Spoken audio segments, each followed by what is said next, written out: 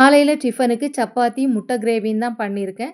இந்த டேஸ்ட்டான முட்டை கிரேவி எப்படி பண்ணலான்னு பார்த்துரலாம். இதுக்கு என்னென்ன தேவைன்னு பார்த்தீங்கன்னா, மல்லிக்கீரை, கிராம்பு, கருவாப்பட்டை, ஏலக்காய், 2 பச்சை மிளகாய், இஞ்சி, பூண்டு, மஞ்சள் தூள், மிளகாய் தூள், சோம்புத்தூள், மல்லித்தூள், அதுக்கப்புறம் வெங்காயம், தக்காளி, ஒரு ரம்ப இல, முட்டை. இப்ப நான் 3 முட்டை எடுத்திருக்கேன். இந்த முட்டைய வந்து வேக போட்டாச்சு.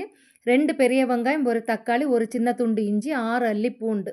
இத இவ்வளவும் ஜார்ல போட்டு நைஸா அரைச்சு எடுத்துறணும். அதுக்கப்புறம் ஒரு மண் சட்டியோ அல்லது வாணலியோ அடுப்புல வச்சு, அந்த ஸ்பைசஸ் எடுத்து வச்சிருக்கோம்ல, கிராம்பு, கருவாப்பட்டை, ஏலக்காய் அத வந்து அந்த ஆயில்ல நல்லா வதக்கி எடுத்துறணும். நான் நல்லெண்ணெய் தான் சேர்த்துருக்கேன். அதுக்கப்புறமா அரைச்சு வச்சிருக்க அந்த இஞ்சி, பூண்டு, வெங்காயம், தக்காளி அந்த பேஸ்ட் அந்த ஆயில்லயே பச்சை ஸ்மெல் போற அளவுக்கு நல்லா வதக்கி விட்டுறணும். அதுக்கப்புறம் நான் 1 டீஸ்பூன் மஞ்சள் தூள், 1 ஸ்பூன் மிளகாய் தூள், 1 ஸ்பூன் மல்லித்தூள், 2 ஸ்பூன் சோம்புத்தூள் எடுத்திருக்கேன்.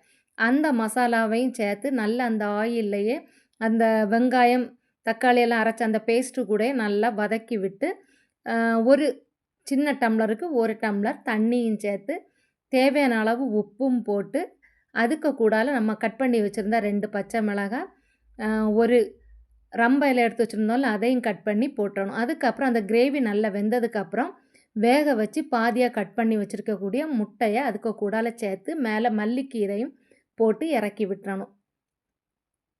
இப்போ முட்டை கிரேவி ரெடி ஆயிற்று.